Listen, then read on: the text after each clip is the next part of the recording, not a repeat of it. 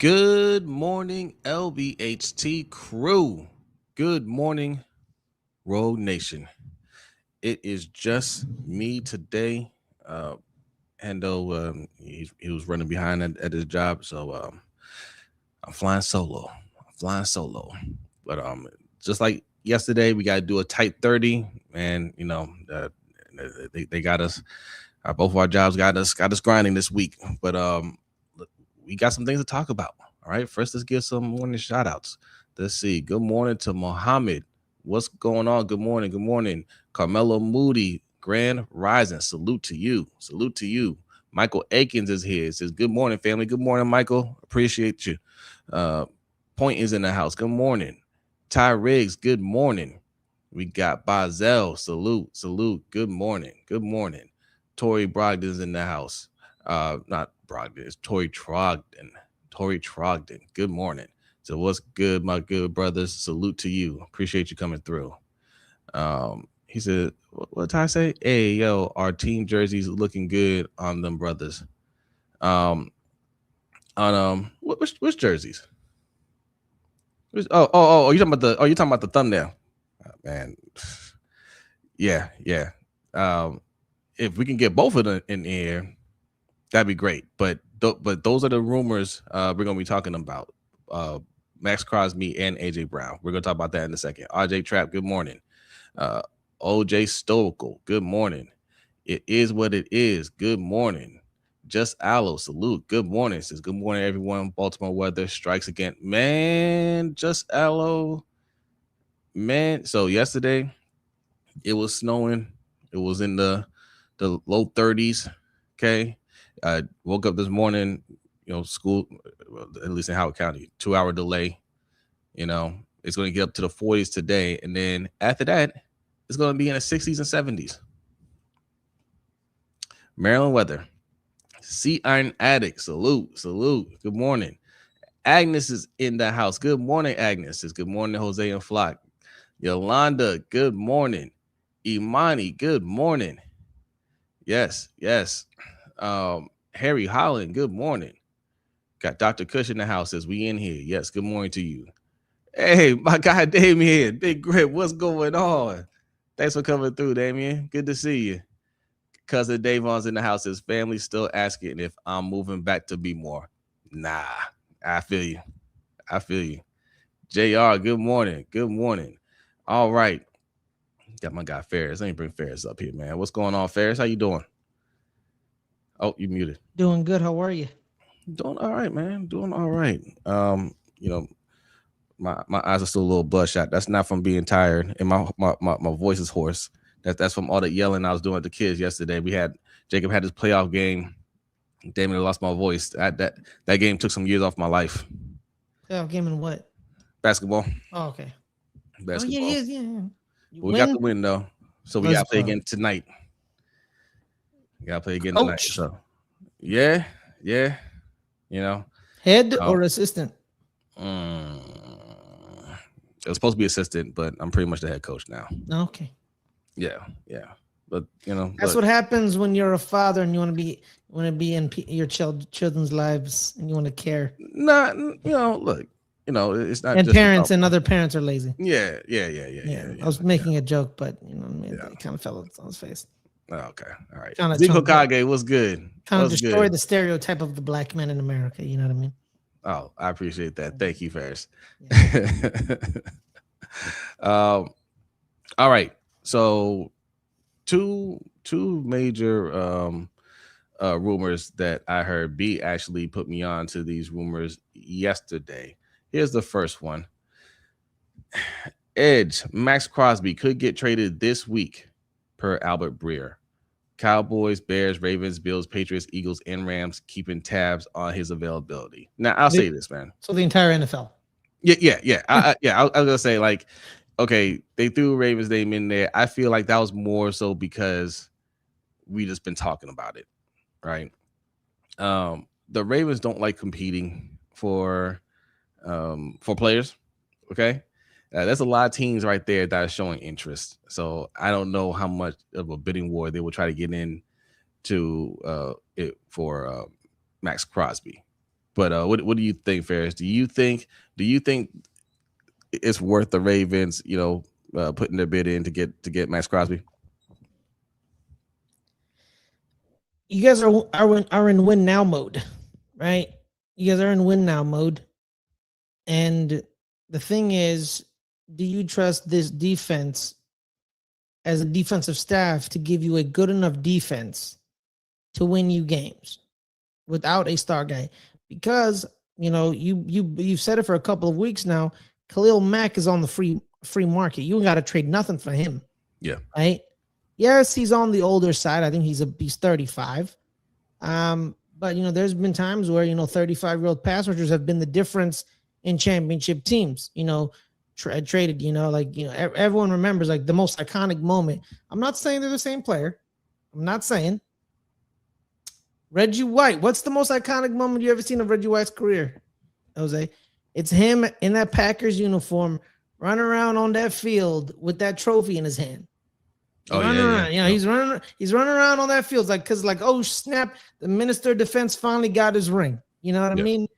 And he was a little older. There's a story about him that really pisses me off, but I won't go into that. So Khalil Mack is on the market. He's still got the goods. And you know what? It doesn't cost you a draft pick.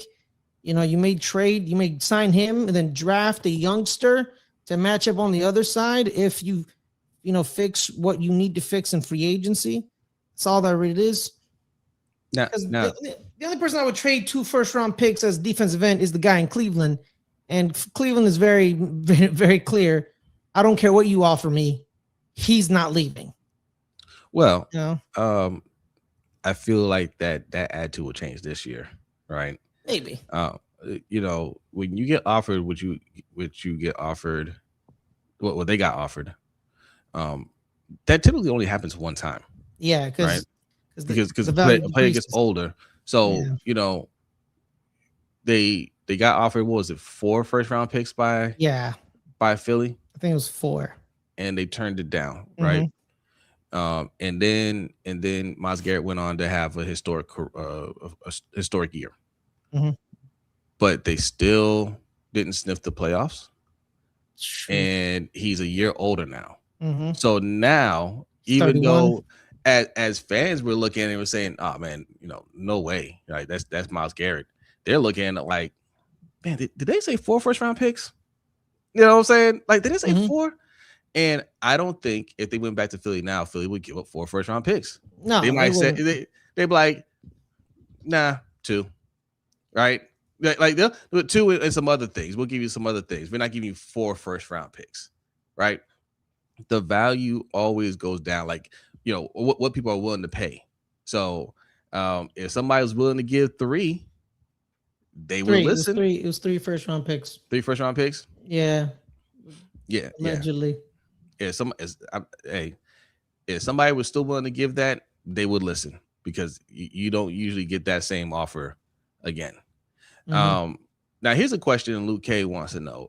No, not this one. Ravens need a pass rush. Yeah, but he wants to know. I saw your question there. Does Maxx Crosby win games? No. No, edge rushers don't win games. Like, they can help you win games. They can make a game-winning play. They don't win games. We just talked about Myles Garrett having a historic year. There were games where Myles Garrett had 5 or 6 sacks and they were still losing. They lost by 12. Yes. Yeah. By 12. Yeah. Jalen Phillips is a free agent. So again, you don't need to trade that much draft capital for Maxx Crosby, because at the end of the day, Jose, like you said, what's Jesse Minter gonna do, right?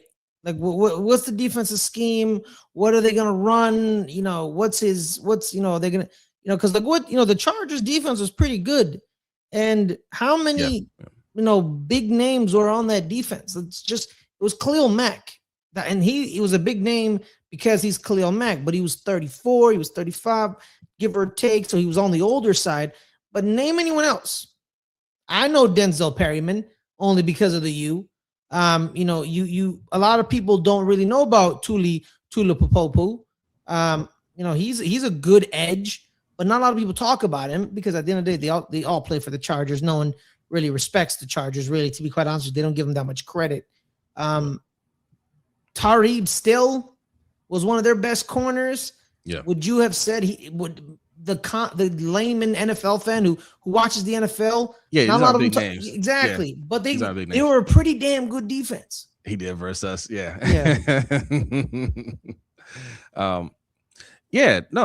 And of course, right, when we're talking about like what we really need, what side of the ball you want to build up, you know, we always say hashtag defund the defense over here. And people be like, oh, well, you know, defense wins championships. Look at what the Seahawks did. Okay, well, let's look at what the Seahawks did. Who's their best edge rusher? You know, like they could all get to the quarterback. They all did their job, but that was a scheme that was not. I mean, they don't have bums over there by any means. No, they're not bums. Yeah. Right. No, they're pretty good, but you're right. Yeah, there's not that guy at edge rusher, and also they have a pretty good offense. They have the best wide receiver in the league. All right, and they had an offensive coordinator who knew how to conduct an offense. Like you watch the Super Bowl and like that, you're like, oh, they're gonna punt here. Because the offense knew, oh, we could punt here. We have good field position. We can pin them in, and our defense can take over. Sometimes punting the ball is the right decision.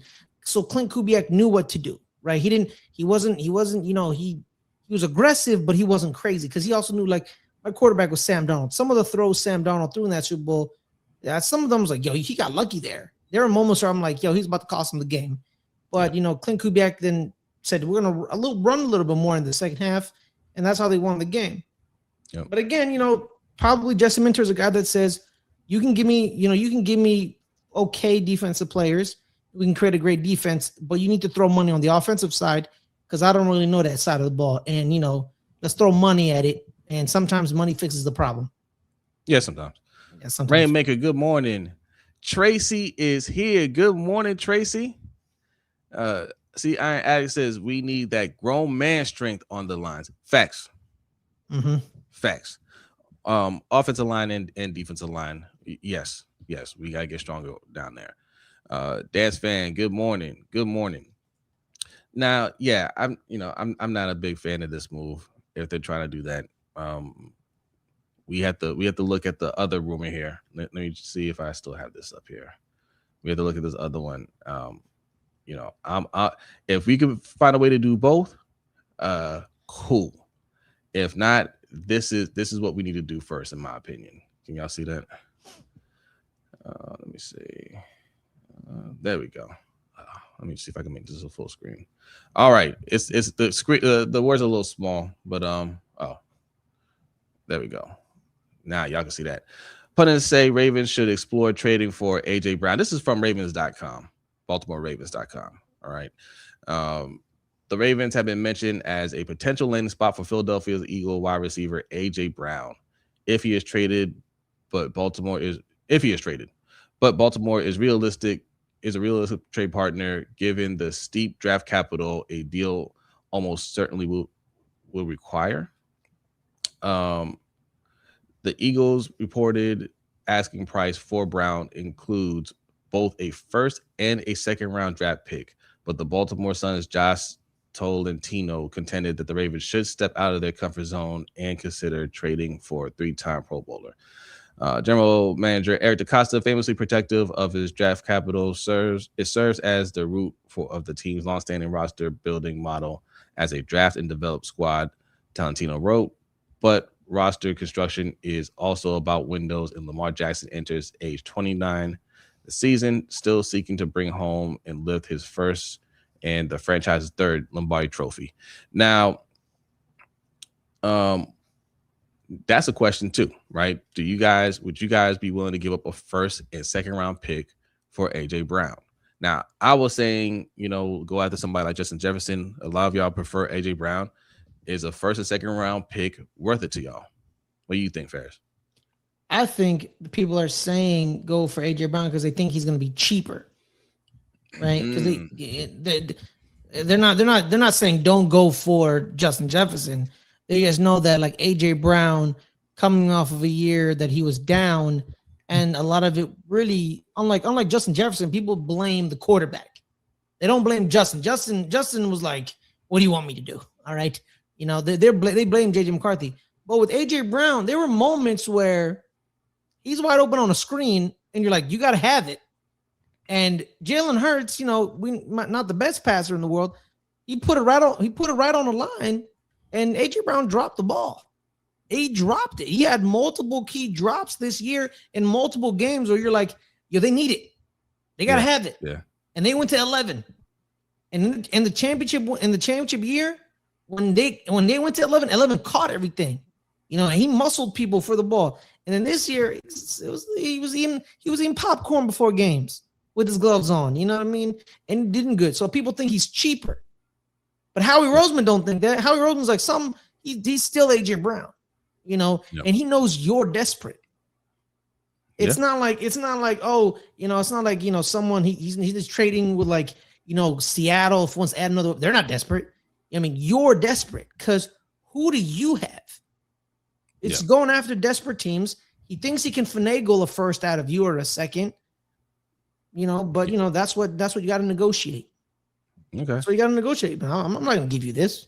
Good morning, Money Mike. Thanks for coming through. Reese is here. Good morning. Good morning, Reese. JR says, go get him. EDC barely hits on first round picks. Okay. Yep. Luke K says 2026 second and 2027 first. It would probably have to be this. It probably have to be this year's first. It's because it's a higher pick, and maybe next year's second might be able to get away with that.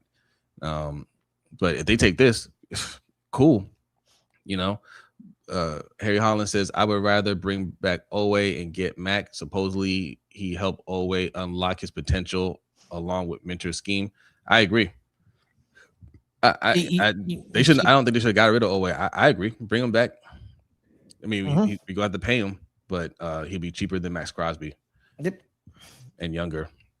And I agree. I think they may have unlocked something. He may have unlocked something with them. What Rams GM say that year they won the bowl? F those draft picks. Go get AJ. Okay. All right.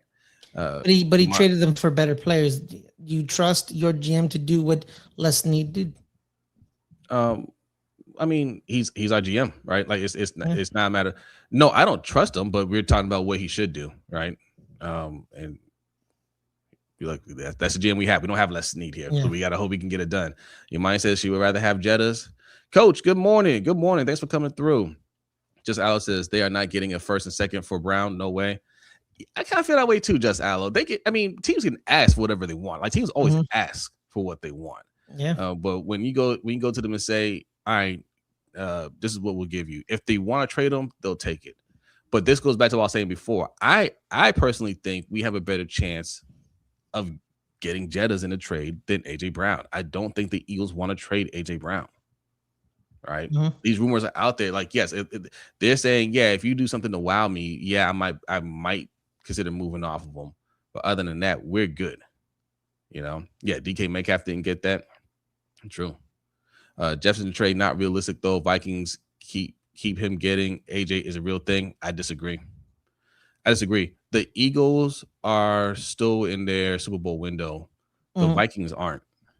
Right. Yeah, that window never was open. I mean, look, they have some good players on the team, but they don't have a quarterback right now. Like they're trying to figure out the quarterback thing. That's why they fired the GM, because there's some doubt as to what their future looks like. And when there's doubt like that, they'll be willing to move off a player like Justin Jefferson because of his cap hit, right? I'm not saying they're going to give him away for nothing. They're shopping him, but I think a team calls like if you go to them with the first and second round pick, they'll be like, all right, we'll listen to that. Right? Or, you just draft one. Draft one. You draft one at 14. And then you don't got to trade nothing. You got to pick the right one. Well, yes. Harry Holland says, honestly, I don't want AJ Brown. I'd rather the Ravens use the money on a guard and try to sign Romeo Dubs. Oh, yeah. Harry, all these moves include we have us getting guards. Like that's not like that's whether we go Maxx Crosby or we go AJ Brown, like we still have to fix the O line. That's a standard. That's a must do. Trade a second in Andrews for Jettas. I wish. So you want to trade a second and a trash can for possibly the second best receiver in the league? No. They said that Andrews is going to get back to his normal self this year. So Okay. Yeah, man. There's also that's what too, they man. said. There's a bunch of guards in this draft. Dude, this is a year that the Ravens can fix their problems like this.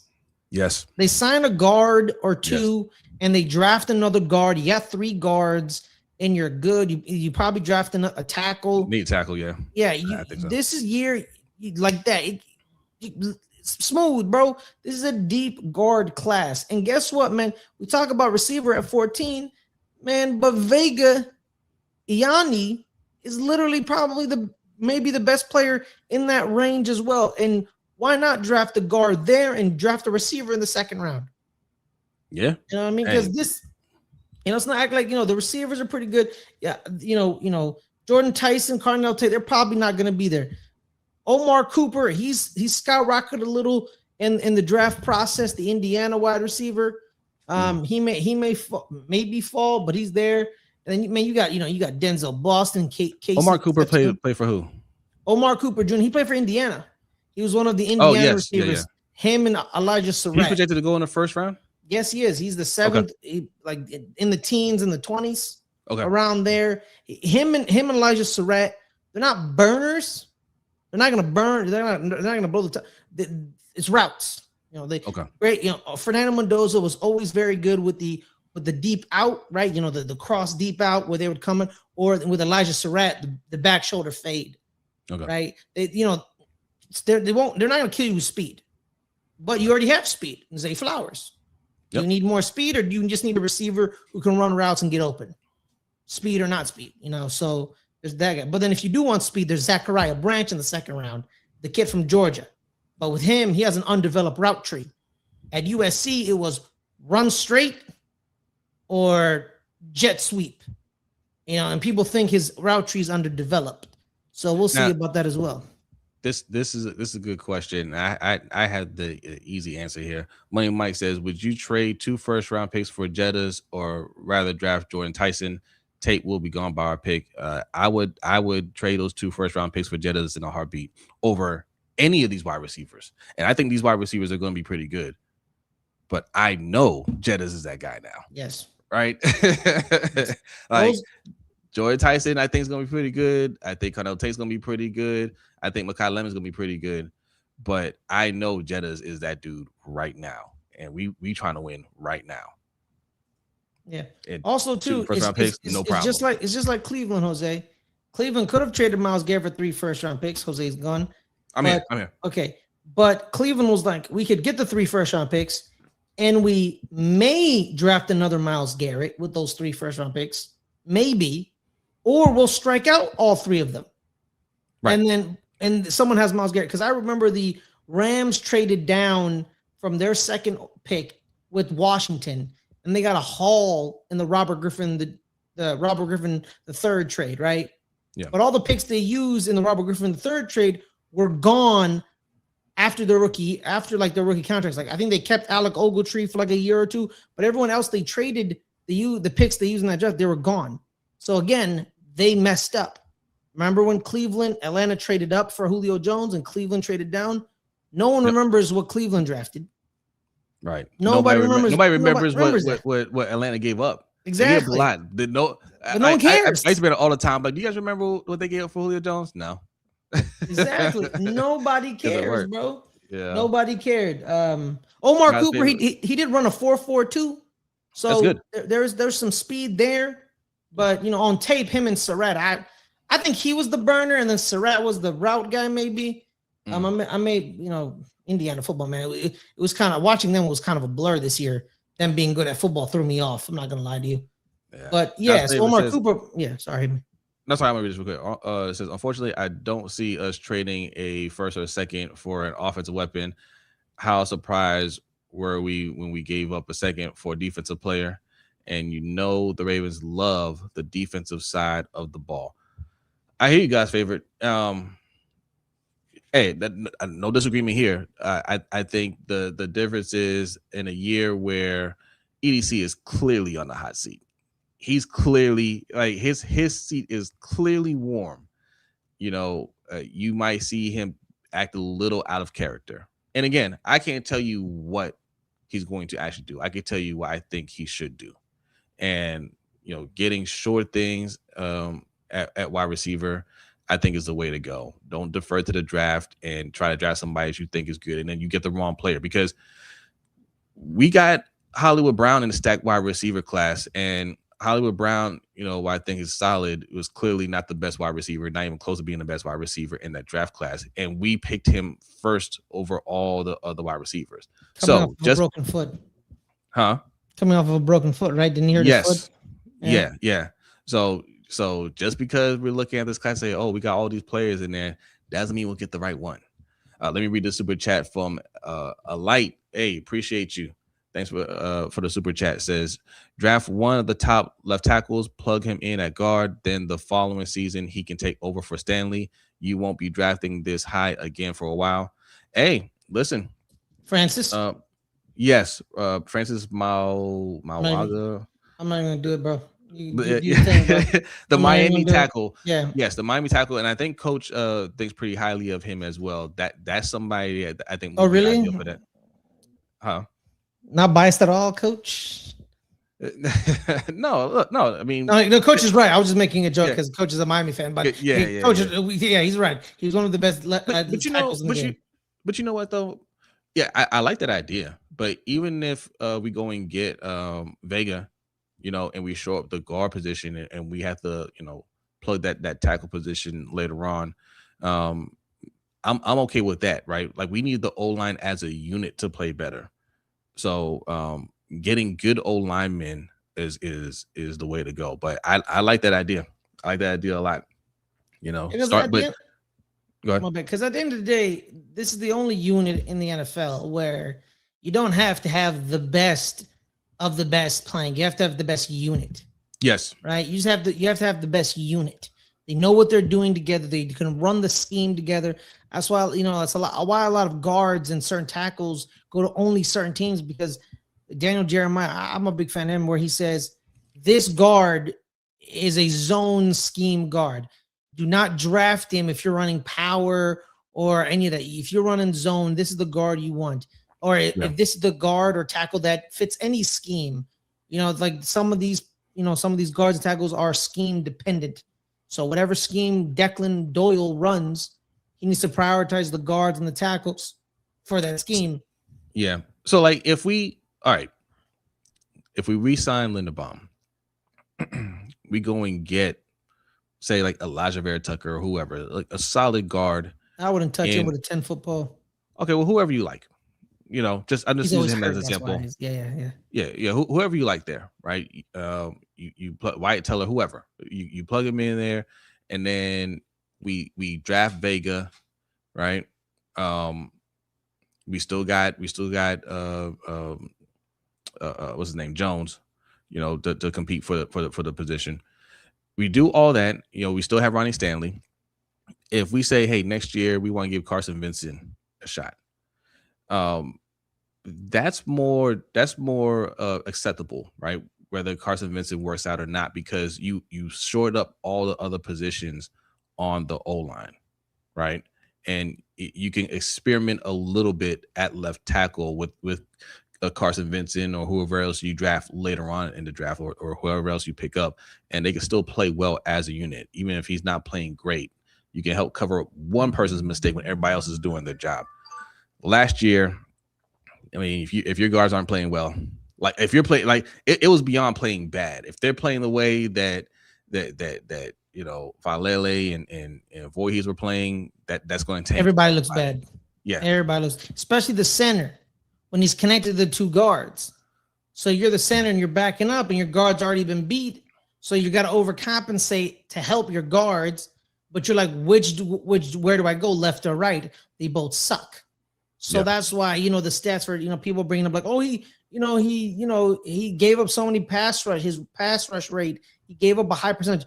Well, yeah, because he's like, okay, I'm trying to stop basically a flood coming down on us because these two guards are not doing their jobs. They're actually tackling our own teammates. You know what I mean? Right. That's a problem. All right. A couple more comments, and then I gotta get out of here. Got to do a tight 30 today. DDSQ. Good morning. Good morning. Thanks for coming through. Let's see. Jonathan Ogden played guard his first season with the Ravens. Yeah. You see that a lot with that's a big with old tackles. guard, man. That's a big old guard. Yeah, I don't think we're getting Lindy back. I'm still holding out hope. It's not looking great, but I'm still holding out hope. The talk is, he's going to make north of $20 million, which, yeah, get your money. He is, and this is why you don't play around with these contracts, right? I think the Ravens, the way they negotiate, is a little antiquated. You could have given him his money earlier in the season. When you're trying to get Mark Andrews' deal done. First of all, you could have given him a 5th-year option, and then work this deal out. But you're like, nah, he's a center. We'll work it out. We'll get the deal done. And then you have this number stuck in your head that you don't want to go past. But listen, man, it's not overpaying. People say, oh, you got overpaid a little bit. No, it's not overpaying. It's what he's worth, and it's what centers moving forward are going to make. So if teams are willing to pay it, then you got to pay it. If you got paying $22 million, so what? Like, we don't have unless they have a clear answer. It's one thing if it's like, nah, we can go this way. And like I said, if they said, no, we're gonna bring in Connor McGovern. We already, our sources say Connor McGovern is very agreeable to coming to Baltimore. All right, it's a downgrade, but Connor McGovern I think is a good center.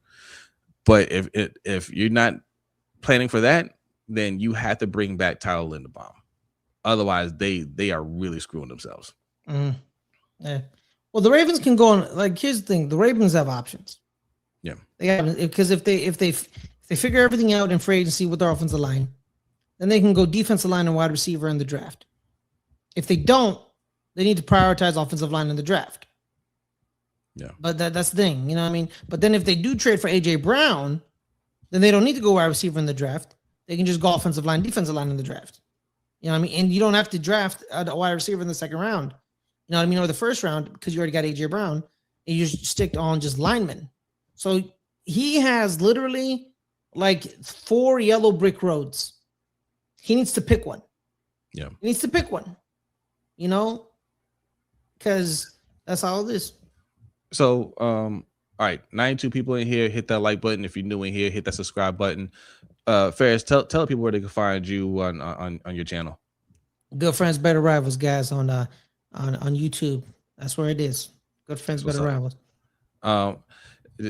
Money Mike says Raiders are going to give Lindy $25 million. Hey, man, listen. If Lindy continues to play, he didn't play great last year, but if he moves forward and just a consistent All-Pro center, are we talking about? Yeah, but he's getting paid $25 million. We're not going to remember. Like, salaries always move up. Did you know Creed Humphrey was making $18 million? No, I didn't know what he was making. No one cares, because you know why? Because he's the best center in the league, and no one cared. Yeah. No one cared. No one cared. Do you know how much money Jamar Chase is making? No. A lot. A lot, but do we care? No, we don't care. No one cares. Yeah. No one cares. Yeah. I think he's making $35 million a year. Yeah. You got to pay your good players. No one cares. No one cares. You know how much money Josh Allen and Dak Prescott are making? 60 to 55 million a year. No one cares. No one cares. No. You know what I mean? Good players get paid. Good players get paid. And again, Jose, Aaron Donald's fault. Good centers to great centers and good to great guards are making $20 million minimum nowadays because of him. Yeah. He's the reason. Because you got to keep them. You got to protect your quarterback. Yeah. You have to protect your quarterback. Tyree says the Vault podcast wants us to get offensive linemen from free agency coming off season-ending injuries from last year. I don't want the Ravens going for potential, go for proven players. Yeah. We got to get guys that are ready to play. I'm not sure what players that they were talking about. But we tend to go cheap with when we talk about offensive linemen, especially when we talk about black quarterbacks. I just always like putting it out there because it's always this mentality with black quarterbacks that you don't need to protect them, right? You can do more with less. We can go a little cheap there, but you get a white quarterback a little that's not that mobile. That's not Josh Allen. Then you understand the need to protect them. You know what I'm saying? So, like, no, man, protect your investment. If you give Lamar Jackson enough time in that pocket, it's not just for him. It's for Derrick Henry. It's for everybody. It makes the whole offense move a lot better. So really invest in that O-line. Does not have to be Tyler Linderbaum. We're talking about Tyler Linderbaum. Does not have to be Tyler Linderbaum, but you have to have a plan for that whole unit. All right. All right. This is the last one. I gotta go. Blackwood Dad says, you should care how much Jamar Chase is making. That defense is awful. If you're going to pay people like that, you need to draft really well. Not our strength lately. You have to put together a whole team, right? So you got to be good at your job. Is that what you're saying, Blackwood? Like, yeah, you got to be good at your job. Yeah. Mm-hmm. Cincinnati's not good at their job. Yeah, that's the problem. Yeah, that's the problem. They lucked into Jamar Chase and Joe Burrow. They were top 5 picks. Yeah. And funny enough about Cincinnati, shout out to Duke Tolbert. He's a good GM. He isn't given anything. Mike Brown doesn't give him anything. Mike Brown doesn't give anybody anything. The only thing Mike Brown gives people is time. You get time in Cincinnati. You're not going to get money. You're not going to get resources. You're going to get time. Why do you think Marvin Lewis is there for like 20 years? Right. You know what I mean? Because you're like, time. You'll get time. Like, people want Zach Taylor fired. He get time. You just need to do your job. Yeah.